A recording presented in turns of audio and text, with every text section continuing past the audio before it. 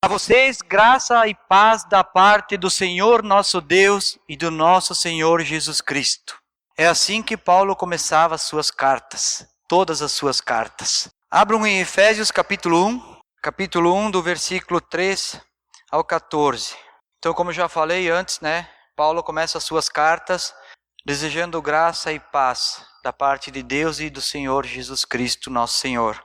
E aqui no versículo 3 ele diz: Bendito seja Deus, o Pai do nosso Senhor Jesus Cristo, que nos abençoou com todas as bênçãos espirituais nas regiões celestiais em Cristo. Porque Deus nos escolheu nele antes da criação do mundo, para sermos santos e irrepreensíveis em sua presença. Em amor nos predestinou para sermos adotados como filho, por meio de Jesus Cristo, conforme o bom propósito da sua vontade, para o louvor da sua glória e graça, o qual nos deu gratuitamente no amado. Nele temos a redenção por meio do seu sangue, o perdão dos pecados, de acordo com as riquezas da graça de Deus, a qual ele derramou sobre nós com toda a sabedoria e entendimento, e nos revelou os mistérios da sua vontade, de acordo com o seu bom propósito que ele estabeleceu em Cristo. Isto é, de fazer convergir em Cristo todas as coisas celestiais ou terrenas, na dispensação da plenitude dos tempos. Neles fomos também escolhidos, tendo sido predestinados conforme o plano daquele que fez todas as coisas, segundo o propósito da sua vontade, a fim de que nós, os que primeiros esperamos em Cristo, sejamos para louvor da sua glória. E quando vocês ouvirem e crerem na palavra da verdade, do Evangelho que os salvou, vocês foram selados em Cristo com o Espírito Santo da promessa, que é a garantia da nossa herança, até a redenção daquele que pertencem a Deus para o louvor da sua glória. Vamos orar? Deus, louvamos a Ti, porque a Tua graça é tão grande, é tão maravilhosa, que não conseguimos compreender. Louvamos a Ti porque Tu nos escolheu para nos adotar como filhos. Senhor, o Teu amor é incomparável. Que cada um aqui entenda, que cada um aqui receba, Senhor, esse amor verdadeiro que vem de Ti. Que cada um reconheça esse amor verdadeiro. Senhor, conduza o nosso coração. Deixa o Espírito Santo, Senhor, ministrar o coração de cada um nessa noite. Te peço por isso, Pai, em nome de Jesus Cristo. Amém. Então, Paulo aqui está falando que nós fomos escolhidos antes da fundação do mundo. Nós fomos escolhidos para sermos santos e irrepreensíveis. É isso que diz no versículo 4. Porque Deus nos escolheu nele antes da criação do mundo, para sermos santos e irrepreensíveis em sua presença. Se nós buscássemos alguém para escolher, se nós quiséssemos adotar alguém, quais seriam os critérios que nós usaríamos? Deus, Ele nos amou e nos adotou como filhos por meio de Cristo. Mas qual é que seria a minha atitude de amor em relação a adotar alguém? Em relação a adotar uma criança, alguém que precisa ser adotado, nós provavelmente iríamos escolher quem adotar. A gente tem essa opção. Nós gostaríamos de ter uma criança, alguém que não tivesse defeitos, que não tivesse problemas, que não tivesse qualquer tipo de circunstância maior para ser mais tarde um problema para quem adotasse essa criança. E assim, depois que nós escolher, então, se nós chegarmos lá e olharmos, realmente, essa é a criança que eu gostaria de adotar. Aí sim, nós vamos começar a amar e vamos começar a entender e aceitar e a derramar o nosso amor para essa criança que foi adotada. Seja guri ou seja menina. Mas o que Deus fez? Deus muito antes, Ele nos amou. Deus nem sabia como é que eu seria, talvez. A Bíblia diz que Deus sabe todas as coisas. A Bíblia diz que Deus é o início e o fim. Mas nós temos o livre-arbítrio, algo que foi concedido ao homem. Então Deus, antes de saber se eu era rebelde, se eu era um problema ou não, Ele me adotou como filho, Ele me escolheu para ser como filho. Deus, antes de qualquer um de vocês nascer, Ele já tinha escolhido. Ele predestinou. Só que nós éramos rebeldes, pecadores, criaturas de Deus, não filhos de Deus, criaturas de Deus, mas rebeldes e pecadores. Para que Deus pudesse nos adotar, primeiramente Ele nos amou, segundo Ele quis, porque a Bíblia diz que é por sua vontade que Ele nos escolheu. E terceiro, Ele tem um propósito, derramar a riqueza da graça sobre nossas vidas. São 3 razões que Deus tinha para nos adotar como filho, para nos escolher antes da fundação do mundo. Só que tem um problema antes disso acontecer. Nós precisamos querer ser adotado. É diferente de uma criança que ela não sabe que ela vai ser adotada. Nós precisamos querer, nós precisamos aceitar, senão nós não somos adotados. E a graça de Deus, o projeto de Deus que Ele tinha era para que nós nos tornássemos santos, irrepreensíveis, cheios de sabedoria e entendimento, redimidos dos pecados através do sangue de Cristo. Olha só o projeto de Deus. Olha o propósito que Deus tem para as nossas vidas. No versículo 7, 8 e 9, aqui de Efésios, diz assim: o qual Ele derramou sobre nós com toda sabedoria e entendimento, e nos revelou o mistério da sua vontade, de acordo com o seu bom propósito, que Ele estabeleceu em Cristo. Isso é, de fazer convergir em Cristo todas as coisas celestiais ou terrenas, na dispensação da plenitude dos tempos, no qual Ele derramou sobre nós toda a sua graça, para que sejamos sábios, que tenhamos entendimento. E toda essa convergência dos céus e da terra centralizado na pessoa de Cristo. Não existiria escolha, não existiria futuro, não existiria salvação sem Cristo. Tudo é convergência, tudo é convergido em Cristo. Se não existir Cristo, não tem nada. Cristo é o centro. Se nós fizermos um paralelo de adoção entre Deus e o homem, como é que nós poderíamos fazer? Quais as diferenças fundamentais que teria entre nós e Deus? Eu quero dar algum exemplo para vocês aqui. Primeiros, quando nós formos adotar uma criança, como eu já falei antes, provavelmente que nós ia querer saber até o DNA dessa criança. Da onde ela veio, qual a família que ela pertencia. Eu sei que tem umas regras, tem pais que não querem saber, tem umas instituições que nem querem falar quem é o pai ou a mãe. Mas o ser humano, ele tem muito disso. Ele tem muito disso de escolher, de fazer escolhas. Por quê? Porque nós, como humanos, nós gostaríamos de formar uma criancinha de acordo com a nossa maneira de ser, com o nosso caráter. Que nem diz lá em Provérbios, a vara se dobra enquanto ainda está verde.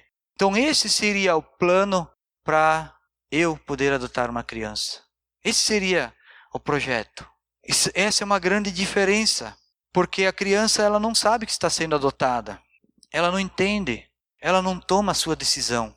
Ao contrário de nós, que Deus nos adota quando a gente já é adulto, ou uma criança que já entende. Aliás, Deus não quer que a gente seja adotado sem saber. Ele não quer, Ele quer que nós mesmos tomamos a decisão. Ele quer que a gente aceite ser adotado como filho. Claro que é pela vontade de Deus, não é por nós, é pela vontade de Deus, mas Ele quer que nós aceitamos. Embora nós tenhamos o livre-arbítrio, Ele quer que nós aceitamos.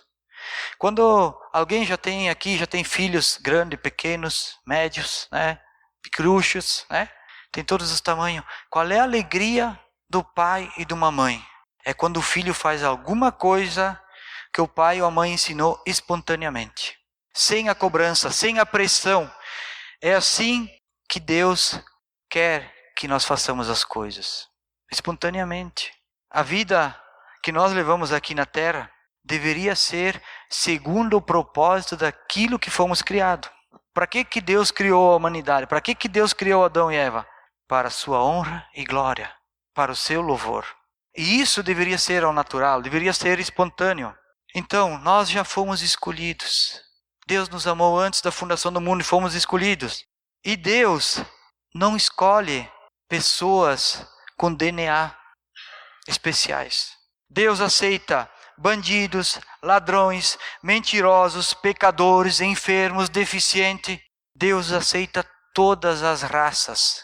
Ele não escolhe o melhor DNA. Ele ama todos. Só tem uma raça, um tipo, uma categoria que Deus não aceita como filho. Uma só. Os orgulhosos. Esses são os únicos que Deus não consegue aceitar como filho. Porque o orgulho não permite que eles sejam adotados como filhos. É a única categoria que não pode ser adotado como filho. Então, independente de quem e de quando, segundo o propósito da vontade de Deus e através de Cristo Jesus, ouvimos e cremos no Evangelho da verdade e somos salvos e selados pelo Espírito Santo. Essa é a nossa garantia. O versículo 13 e 14 nos fala isso. Diz assim: quando vocês ouviram e creram na palavra da verdade, o Evangelho que os salvou, vocês foram selados em Cristo com o Espírito Santo da promessa, que é a garantia da nossa herança até a redenção daqueles que pertencem a Deus para o louvor da sua glória. A garantia é a garantia para o louvor da sua glória. Nós estamos aqui selados pelo Espírito Santo como uma garantia. Qual é o propósito? O louvor e a glória de Deus. Mas nós não merecemos. Nós não merecemos ter essa salvação. Em Efésios capítulo 2, versículo 1 e 2. Vocês estavam mortos em suas transgressões e pecados, nos quais costumavam viver quando seguiam a presente ordem desse mundo e o príncipe do poder do ar, o espírito que agora atua nos que vivem na desobediência. Por que nós não éramos merecedores? Porque nós vivíamos na desobediência. Como um filho que não ouve o pai ou a mãe. Como um filho rebelde. E o versículo 3 diz assim: anteriormente todos nós também vivíamos entre eles, satisfazendo a vontade da nossa carne, seguindo seus desejos e pensamentos. Como os outros éramos natureza merecedores da ira. Diz, satisfazendo as vontades da carne, seguindo os desejos dos meus pensamentos. Eu sei que todos vocês já ouviram falar sobre a salvação, sobre o Evangelho. Nós já ouvimos muitas vezes. Mas aqui está falando não somente da salvação. O que diz o versículo 4 e 5? Versículo 4 e 5, continuando aí. Todavia Deus, que é rico em misericórdia, pelo grande amor com que nos amou, deu-nos vida em Cristo, quando ainda estávamos mortos em transgressões, pela graça vocês são salvos. Quando ainda nós estávamos mortos, Ele deu-nos vidas. Pelo quê? Pela graça. Não foi porque nós merecemos. Nós não temos direito nenhum, não somos merecedores de nada. Jamais seríamos merecedores da salvação. Por isso somos salvos pela fé. O versículo 8 e 9 fala isso. Pois vocês são salvos pela graça por meio da fé. E isto não vem de vocês, é dom de Deus. Não por obras para que ninguém se glorie. Então, o que nós entendemos hoje do Evangelho de Cristo? É fácil nós entender, porque está muito claro. Está muito fácil para ser entendido. O difícil é ser vivido. Isso é muito difícil. Falar e fazer dá uma diferença que nem daqui no Japão. Falar e fazer dá uma diferença enorme, muito grande. Romanos 10, 8 e 9, não precisa abrir lá, diz assim: se você confessar com a sua boca que Jesus é o Senhor e crer em seu coração que Deus o ressuscitou dentre os mortos, será salvo. Pois com o coração se crê para a justiça e com a boca se confessa para a salvação. Então, primeiramente, eu preciso crer. E segundo, eu preciso confessar. É a única maneira de ter a salvação. É pela fé. É crer e confessar. Confessar o quê? Confessar tudo aquilo que já foi dito antes. As nossas transgressões, os nossos pecados, a nossa rebeldia, a nossa difícil relação com Deus. Vocês acham que os tempos estão difíceis hoje? O relacionamento está difícil hoje? Leia a Bíblia. Leia a Bíblia. E vê o quanto tempo foi difícil o relacionamento das pessoas com Deus. Sempre é uma tragédia. Sempre é difícil. O relacionamento com Deus é complicado. Parece que não tem comunicação, que a internet não funciona. Esse é o relacionamento que nós precisamos melhorar. O relacionamento do Evangelho é o nosso dia a dia. Não é ter a salvação. A salvação, eu tenho a salvação, eu vou para o céu, beleza. Você compra uma roupa, você comprou, bom, agora eu tenho um casaco, eu vou guardar no roupeiro, quando esfriar não tem problema, eu tenho o casaco lá no roupeiro, não vou passar frio. Não, você vai ter que usar o casaco, senão você vai passar frio. Se você guardar o teu casaco lá no roupeiro e ficar lá, você comprou, você tem o casaco, ninguém vai dizer que não é teu, você pagou, é teu. E qualquer hora você pode pegar ele. Ele é teu, ele está lá. Mas se você não usar, ele não vai te aquecer. Você vai continuar passando frio. Não adiantou nada ter comprado o casaco. É assim que é a salvação. Porque nós já fomos criados.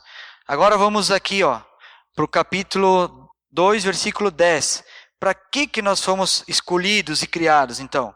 Porque somos criados, criação de Deus, realizada em Cristo Jesus para fazermos boas obras, as quais Deus preparou antes para nós praticarmos. Essas boas obras que não salvam, veja bem, elas não salvam. Quem salva é a fé, é a graça de Deus que salva. Mas as boas obras já foram preparadas para nós, para fazermos lá no início. Quando Deus nos amou, quando Deus nos escolheu para sermos adotados como filhos, Ele também já tinha preparado essas obras para nós fazermos. E é esse o ponto que eu gostaria de chegar e destacar bem. Como que eu fui adotado por causa do grande amor? Eu não posso continuar a ser um filho rebelde. Antes nós lemos que nós estávamos mortos. O que é uma pessoa morta? É morto. Tem outro significado? Está morto, sem vida. E Deus nos amou e nos deu vida. E nós, qual é a gratidão que nós temos? Continuamos sendo filhos rebeldes. Essa gratidão por ganharmos a vida de volta, quando nós estávamos mortos, sem vida alguma.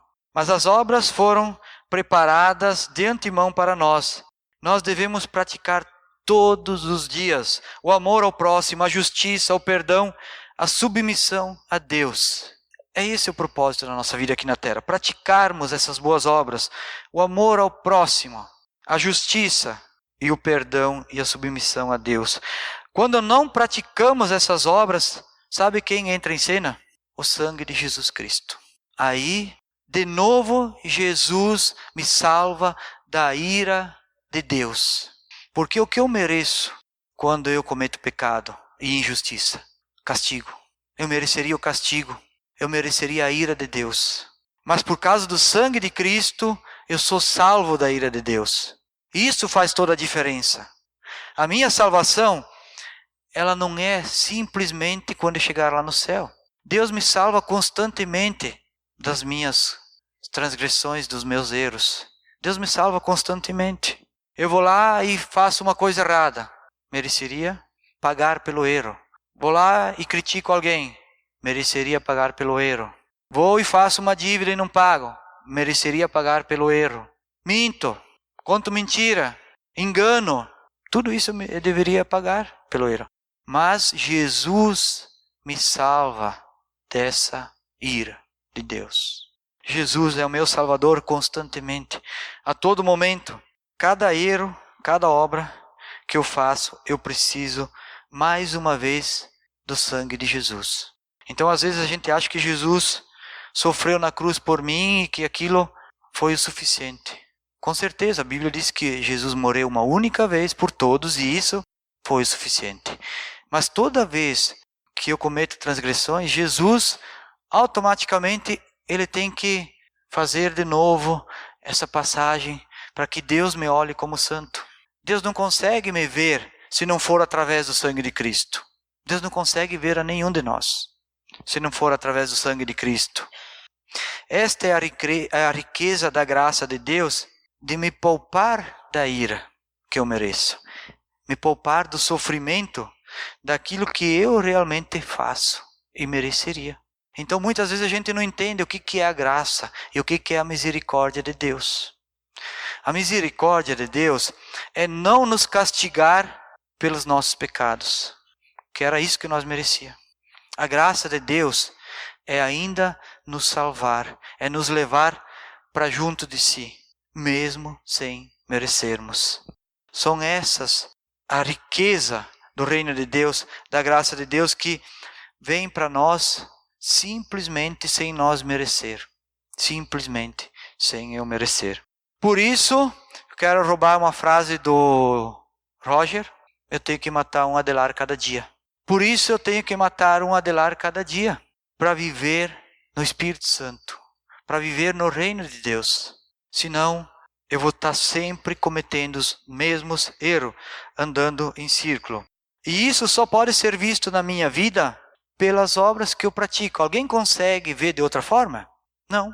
Ninguém consegue ver a minha vida, se eu tenho fé, se eu sou uma boa pessoa ou não, se não for pelas minhas obras. Se não for pelas minhas atitudes. Por isso que aqui fala que é necessário as obras. Não para salvação, mas para falar do Evangelho.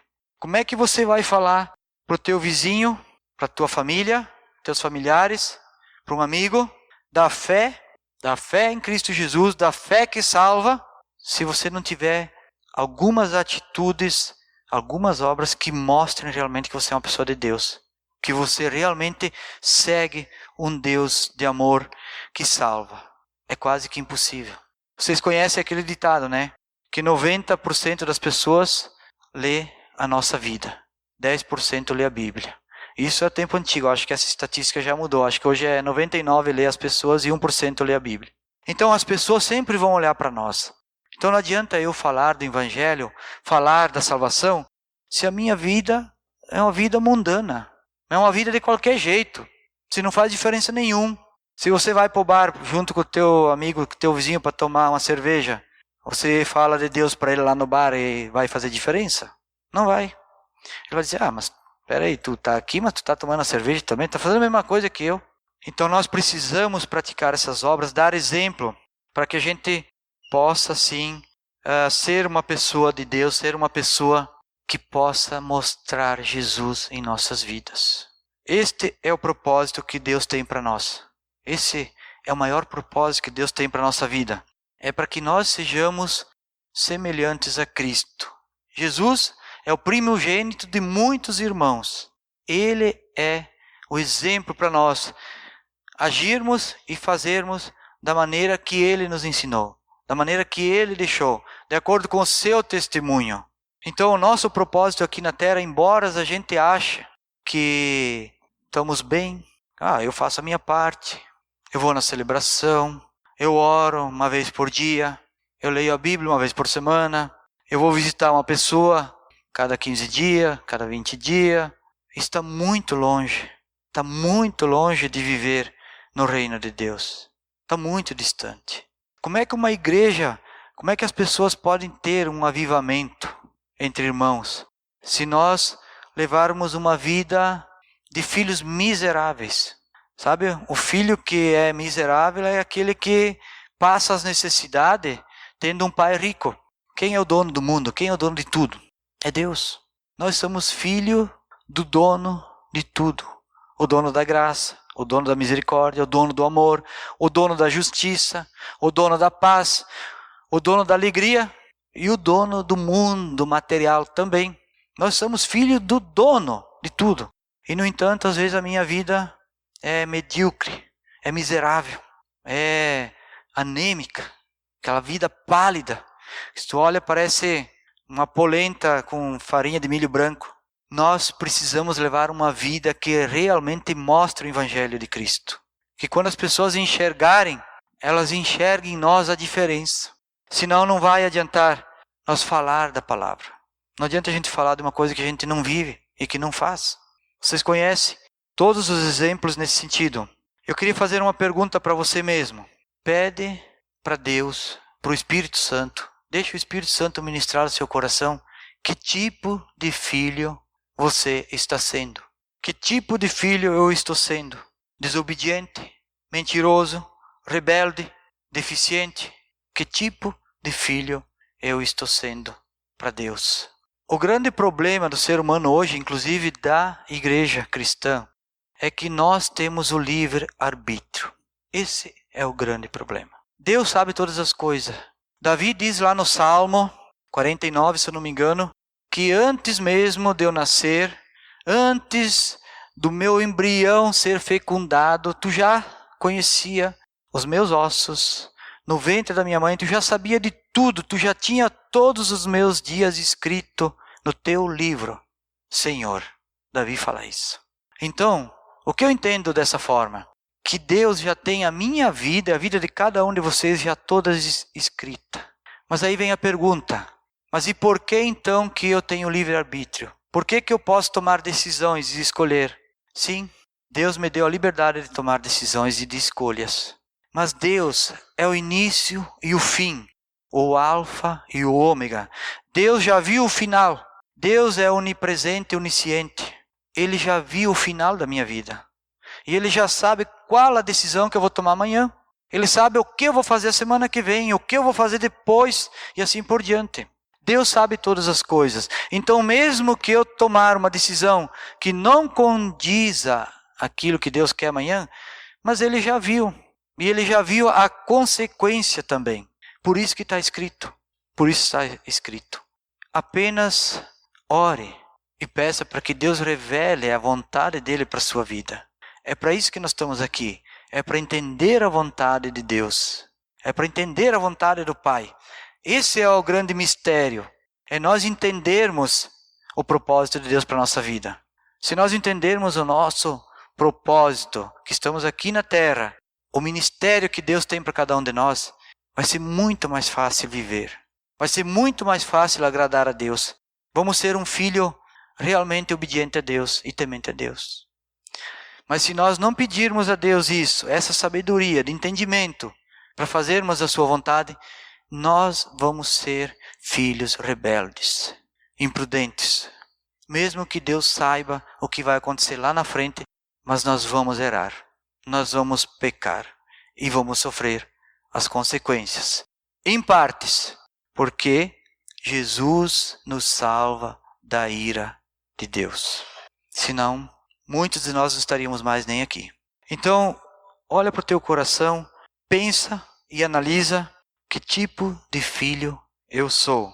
O resumo dessa mensagem diz que Deus nos escolheu, nos adotou como filhos, para praticarmos as boas obras preparadas de antemão para nós. Abra em Tiago, capítulo 2, versículo 18. Todo esse parágrafo de Tiago fala sobre a fé e obras. Mas eu quero ler só o versículo 18. Mas alguém dirá, você tem fé e eu tenho obras.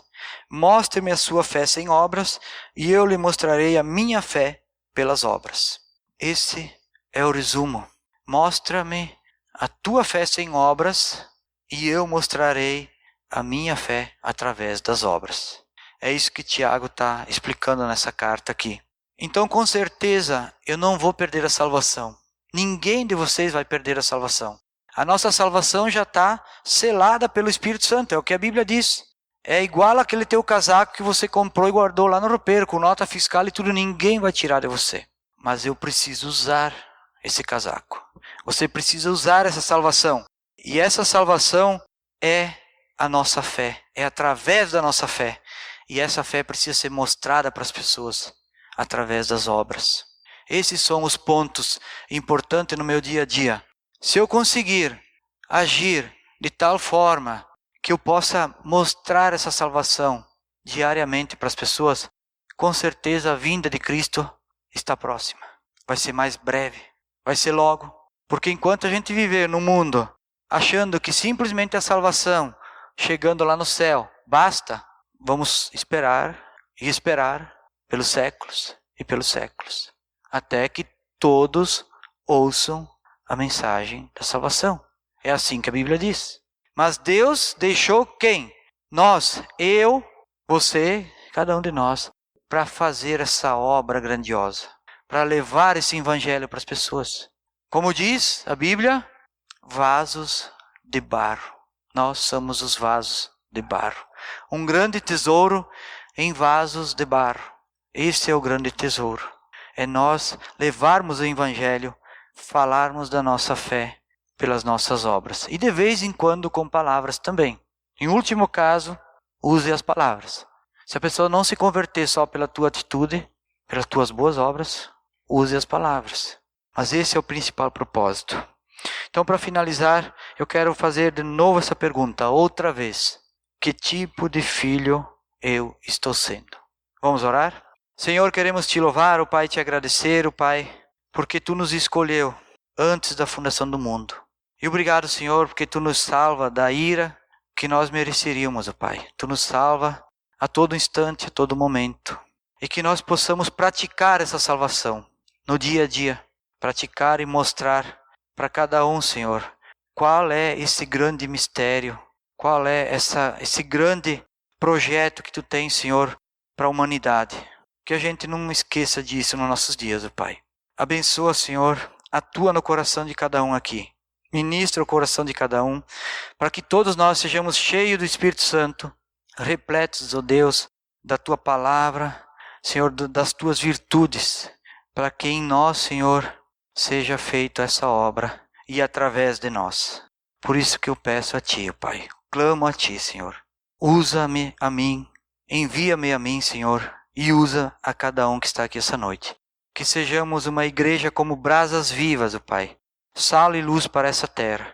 Que não sejamos filhos rebeldes, ingratos, displicentes, ó Pai, com tamanho amor que Tu tem por nós. Em nome de Jesus Cristo que eu oro. Amém.